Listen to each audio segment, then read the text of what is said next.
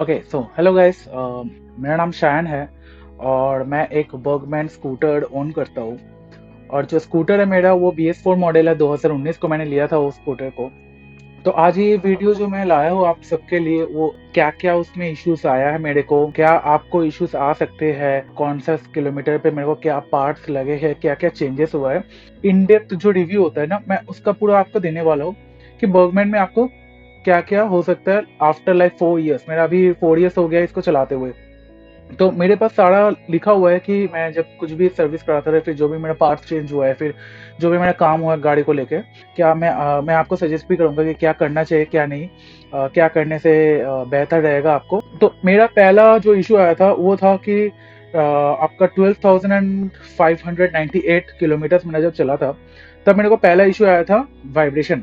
अब वाइब्रेशन क्या चीज़ होता है कि वाइब्रेशन जो है, जैसे कि आप पिकअप ले रहे हो, हल्का सा पिकअप लेते ही आपका थोड़ा सा ना हल्का सा जड़ खुला होगा। जैसे हल्का सा पिकअप दोगे तो आपको ऐसे झटका सा महसूस हो गया, फिर कुछ आपका लगेगा कि गाड़ी वाइब्रेट बहुत कर रहा है। तो ऐसा चीजें आपको इश्यूज फेस होंगे। तो मैं सर्विस सेंटर लेके गया, तो सर्विस सेंटर वाले ने मेरे को बताया कि इसका जो है आपका क्लच बॉक्स जो है, क्लच का वेरिएटर्स, रोलर्स, ये सब जो है आपको क्लीन कराना पड़ेगा।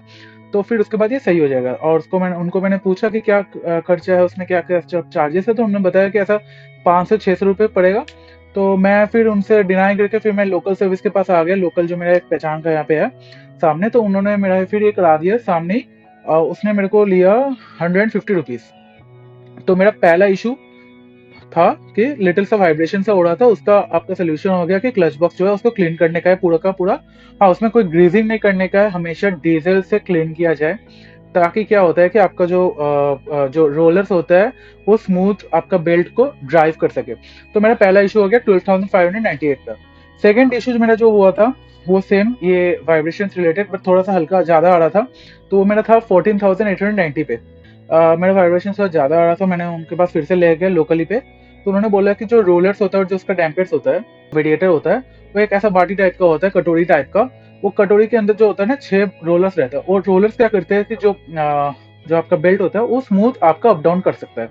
तो उसका आपका है, और उसके साथ 3 डैम्पर्स होता है, तो वो डैम्पर्स चेंज करना पड़ा। तो उसका मेरे को आपका खर्चा आया टोटल, सब सामान वामान लेके, उसका जो मैं सर्विस किया था उसको लेके मेरे को 1800 रुपये तक करीब खर्चा आया। 14,890 पे मेरे को ये सेकंड जो इशू था वो आया है।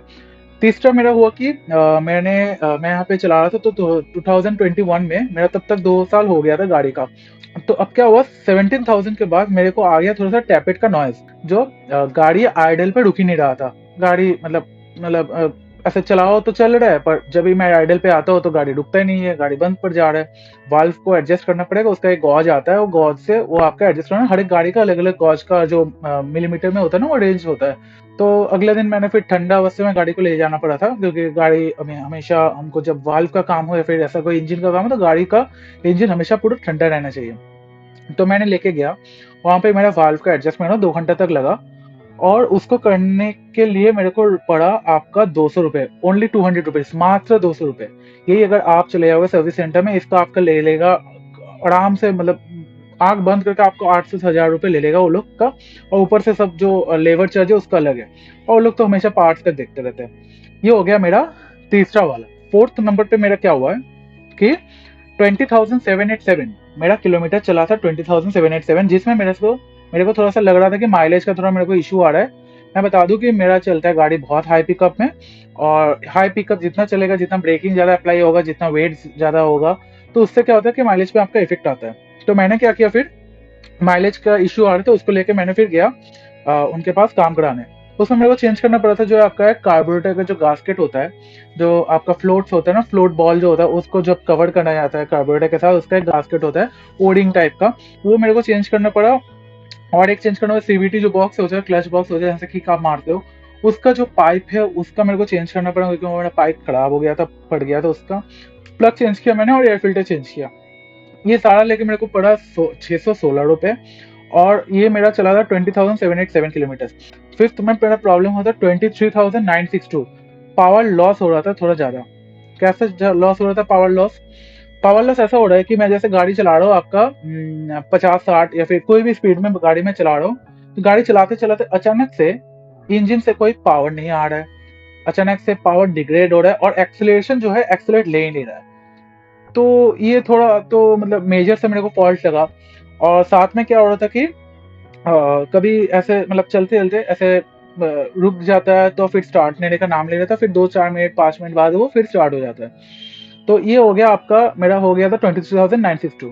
तो उन फिर मैं सर्विस के पास लेके गया, जो मैंने जहाँ से मैं कराता हूँ उनके पास ले गया। तो उन्होंने बोला कि ये जो है आपका कार्बोरेटर में कचरा जम गया है, क्योंकि मेरा गाड़ी चलता है बहुत डर्टी एरियाज में, मेरा बहुत धूल चल जाता है, गाड़ी के अंदर जाता है। तो इसके लिए वो लोग क्या बोला कि कार्बोरेटर क्लीन करा लो, हो जाएगा। तो फिर कार्बोरेटर क्लीन कराने का वो मेरे को लिए 300 रुपीज, 300 रुपये का मेरा कार्बोरेटर क्लीन हुआ। उससे मेरा क्या हुआ कि मेरा जो पावर लॉस था वो सही हो गया। मेरा जो चलते चलते बंद हो जा रहा था, वो जो थ्रॉटल नहीं ले रहा था इरेस्पॉन्सिव, वो मेरा ठीक हो गया। और जो है कि मेरा जो बंद हो जा रहा था, पूरा बंद पड़ जा रहा था गाड़ी, वो मेरा सॉल्व हो गया। तो ये हो गया मेरा पांचवा चीज। अब छठा क्या है? छठा थोड़ा सा माइनर से ही है, क्योंकि मेरा रफ रोड ज्यादा चलता है। तो मेरा 25,000 किलोमीटर में मेरा क्या हुआ, जो फ्रंट जो व्हील होता है उसका बियरिंग, मेरा बॉल बियरिंग जो है खराब हो गया था। इशू ये आ रहा था कि एक से कट कट कट कट करके आवाज आ रहा था। तो वो मेरे को आ रहा था दिक्कत, और मेरे को कभी पसंद नहीं है गाड़ी से कोई भी आवाज आए। तो मैंने क्या किया, फिर मैं अपना सर्विस सेंटर के लोकल जो है वहाँ पे गया, उनको बताया। तो वो लोग फिर मेरे को जो बियरिंग होता है ना वो आप, क्योंकि ये एक स्टैंडर्ड साइज है 12 इंच का और 10 इंच के जो व्हील्स होते हैं, तो बियरिंग आपको कहीं भी मिल जाएगा, कोई भी कंपनी का लगा लो आप। स्पेसिफिकेशन बस देख लेना है कि यही बियरिंग का यही स्पेसिफिकेशन है, वो हीरो हो होंडा हो कुछ भी हो, आप चला लोगे वो चल जाएगा। तो मैंने हीरो का जो है बियरिंग में फ्रंट व्हील में लगा दिया। तो फिर उसका मेरे को लगा आपका 300 रुपये। उससे मेरा हो गया व्हील एकदम परफेक्ट। उसके बाद जो मेरा आया इशू वो है 26,346। उसमें क्या हुआ कि सेम मेरे को वाइब्रेशन का हो रहा था। और मैंने फिर उनका क्या है, जो वाइब्रेशन थोड़ा ज्यादा हो रहा था, तो मैंने फिर बोला कि किक बॉक्स जो है फिर से क्लच का जो पार्ट्स होता है वो फिर से क्लीन करा दो आप। तो उससे क्या होगा, मेरा फिर से वो ठीक हो जाएगा। तो उसका मैंने 200 रुपये का मेरा किक बॉक्स का क्लीनिंग लगा। और मैंने उसके साथ इंजन का फ्लश कराया। अब इंजन फ्लश क्या होता है, इंजन फ्लश आपको ना हर एक 10,000 किलोमीटर के बाद कराना चाहिए। इसलिए कराना चाहिए, इंजन का जो ऑयल होता है ना वो जल जाता है, चलते चलते ओवर टाइम जल जाता है। जलने के कारण क्या होता है, उसमें डेब्रीज हो जाता है। तो उससे क्या होता है कि आपका इंजन में लाइफ जो होता है वो कम हो जाता है। तो मैंने क्या किया, उसको फ्लश करा दिया। तो मेरा फ्लश करा के ओवरऑल जो सर्विस होता है प्लग वगैरह चेक करना, कार्बोरेटर क्लीन करना, बोथ द व्हील्स चेक करना, उसका क्लीनिंग, ब्रेक्स क्लीनिंग कराना, सारा चीजें लेके including the kick box clean, मेरे को लगा 690 रुपीज। यही चीज अगर आप ऑस्ट्रेलिया सर्विस सेंटर से कराते हो तो उसका आप ले लेगा करीब से करीब 1600 टू 1800 रुपए, डिपेंडिंग आपका क्या सर्विस सेंटर वाले क्या क्या चार्जेस एक्स्ट्रा लगा रहे हैं उसके ऊपर। उसके बाद मेरा आ गया 27,262। 27,262 में मेरा क्या हुआ कि जो ऑब्वियसली मेरा वाइब्रेशन का थोड़ा इशू आ रहा था, मैं पहले से आपको बता रहा हूँ। तो वाइब्रेशन का इशू मेरा थोड़ा फिर से बढ़ गया। और मेरा क्या हुआ कि डिस्क जो है वो मेरा आवाज आने लगा बहुत ज्यादा डिस्क से। तो मैंने फिर क्या किया कि मैं 27,262 में मैंने फिर से गया सर्विस में। उन्होंने बताया कि मेरा जो बेल्ट है ये मैं ऑथराइज सर्विस सेंटर से कराया, ठीक है, क्योंकि मेरा तब लोकल बंद था और मैं कहीं जाने का और नहीं था, और मेरा इमरजेंसी था ज़्यादा। तो मैंने फिर क्या किया, मैंने गया सर्विस सेंटर, उन्होंने बताया कि जो बेल्ट है बेल्ट चेंज करना पड़ेगा, जो रोलर्स होता है क्लच का वो चेंज कराना पड़ेगा, और साथ में किक बॉक्स पूरा क्लीन कराना पड़ेगा, ठीक है।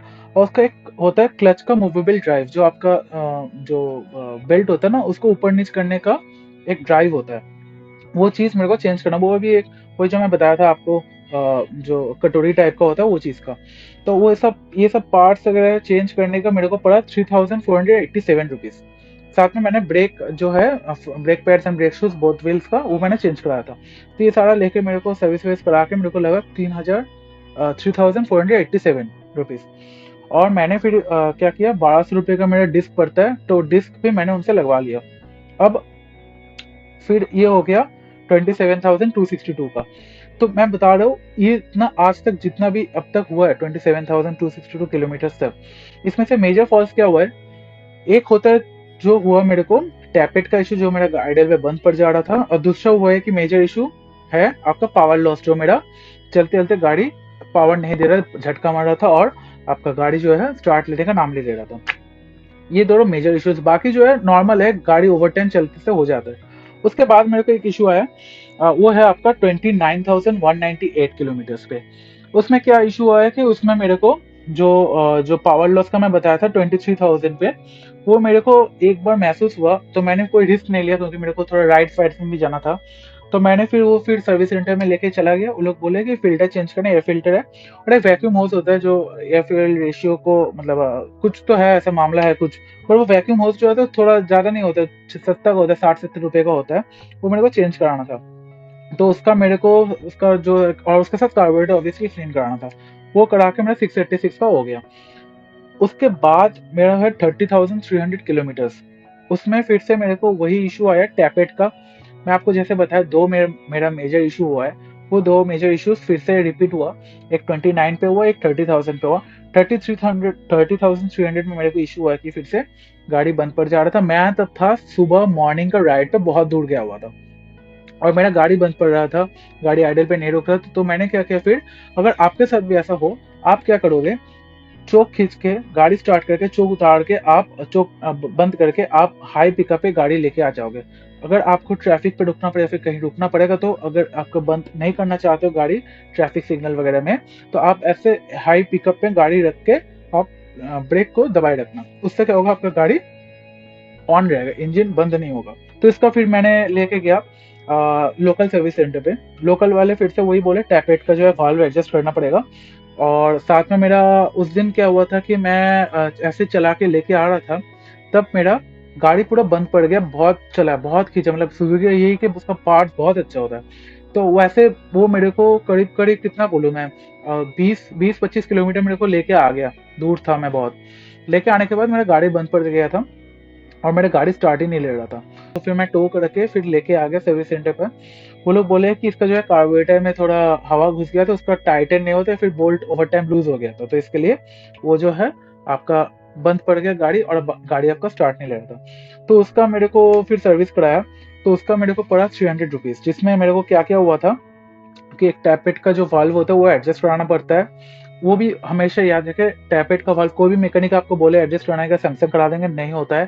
टैपेट का वाल्व एडजस्ट करने के लिए, फिर इंजन का कोई भी काम हो, गाड़ी हमेशा पूरा ठंडा होना चाहिए। तो जो मेरा 30,600 किलोमीटर के बाद, मैं यही बोलना चाहूंगा कि गाड़ी बहुत ही अच्छा है।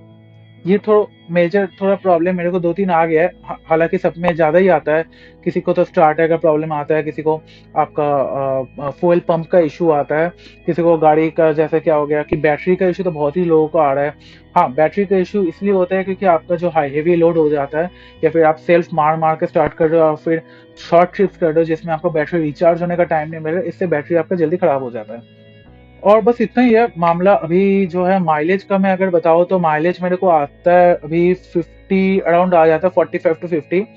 और अगर मैं बहुत एकदम मतलब स्मूथ चलाऊँ तो 50 to 60 किलोमीटर स्पीड में चलाऊँ अगर तो मैं। और मेरा लॉन्ग रन ही ज़्यादा होता है।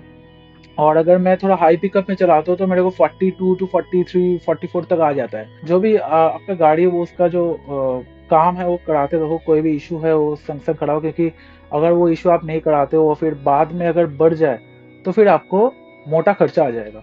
ये मैं आपको लिख के दे सकता हूँ। गाड़ी का जो भी इशू है जल्दी करा लिया करो। और मोबिल का बहुत लोगों का क्वेरी था कि कौन से इंजन ऑयल यूज़ करूँ। देखो, अगर इंजन ऑयल का मैं बात करूँ तो मैं हमेशा यूज़ करता हूँ कि सेमी सिंथेटिक, जो आपका 10W30 ग्रेड का होता है। पर मैं बीच में दो बार यूज़ किया हूँ 5W40, जो है विंटर्स के लिए ज़्यादा अच्छा है। और दूसरा है कि वो बहुत लॉन्ग रन के लिए काम आता है। जैसे आपका नॉर्मल जो है बेसिक सेमी सिंथेटिक वगैरह, वो 2000 हार्डली चला सकते हो बहुत खींच के, 1500 1500 में चेंज कर लेना चाहिए। तो और जो आपका प्रीमियम होता है, जो आपका फुल सिंथेटिक होता है, वो आप चला सकते हो 2500 से 3000, 3500 भी खींच सकते हो। बहुत ही रिस्क है पर हो जाता है। जो टायर्स होता है, बहुतों का क्वेरी है कि टायर्स कौन से लगाओ। भाई देखो, टायर्स जो है, मैं अगर बताऊँ आपका जो ओल्ड मॉडल्स है बर्गमैन का, टायर्स जो है हमेशा जो स्टॉक रिकमेंडेड टायर साइज है वही लगाओ। नहीं तो आपका क्या होता है, क्योंकि आपका जो गाड़ी है वो लोग सुजुकी वाले ने बहुत रिसर्च करके ही बनाया है, उन्होंने मैन्युफैक्चर ऐसे ही किया है। उसको आप चेंज करके कोई मोटा टायर लगाओगे, जो बहुत होगा क्वेरी है कि थिकनेस अगर बढ़ा दो तो फिर कैसा होगा। नहीं, थिकनेस बढ़ा सकते हो, उसमें कोई दिक्कत नहीं है। बस दिक्कत एक ही है, आपका माइलेज कम हो जाएगा और कुछ नहीं होगा। जो हम लोगों का ओरिजिनल जो स्टॉक टायर्स है वो भी बहुत ही अच्छा है। उस वो अगर लगाओगे तो फिर आप मिशेलिन का लगाओ पीछे, सामने लगाइए of road CEAT tyres. Of road CEAT tyres आपको थोड़ा सा डिसबैलेंस पहले पहले लगेगा, पर ओवर टाइम वो चल जाएगा। बहुत अच्छा टायर्स होता है ये दोनों। और क्लोजिंग में यही बताऊंगा कि मेरा जो है अभी गाड़ी चल तो रहा है सही से, अभी 30,600 किलोमीटर चल गया है। तो अभी मेरे को जो है एक इशू है, वो ये है कि मेरा वाइब्रेशन वाला थोड़ा सा हल्का फुल्का अभी तक प्रॉब्लम है, और एक मेरे को टाइमिंग चेन का साउंड आ रहा है। तो अभी टाइमिंग चेन जो है मैं चलाऊंगा, चेंज करूंगा अभी टाइमिंग चेन। वैसे तो लोगों का 25,000 to 30,000 में चेंज करना चाहिए होता है। मैं चेंज करने का ऐसे टारगेट रखो, अगर कोई मेजर इशू नहीं आया तो मैं सोच कर रखूँ, क्योंकि अभी ये पहला पहला स्टेज है तो कोई इशू नहीं होने वाला है। अराउंड लाइक 35,000 to 40,000 में। और उसका जो सेट होता है, जो भी चेंज करना पड़ता है, वो मेरे को इंस्पेक्शन के बाद बताएंगे। तो उसका मैं आपको अलग से अपडेट दे दूंगा कि क्या हुआ है उसका। और बस बाकी यही है, आप बर्गमैन चलाइए, बहुत ही अच्छा गाड़ी है। अगर आप नए यूजर हो, अगर आप नए गाड़ी खरीदने जा रहे हो, अगर बर्गमैन आपको पसंद है तो yes, go for it, it's a very good vehicle. But keep in mind, खर्चा बहुत आने वाला है, क्योंकि बर्गमैन जो है सुजुकी का पार्ट्स का बहुत महंगा होता है। बस इतना ही है। चलिए ठीक है, बस इतना ही। नमस्कार।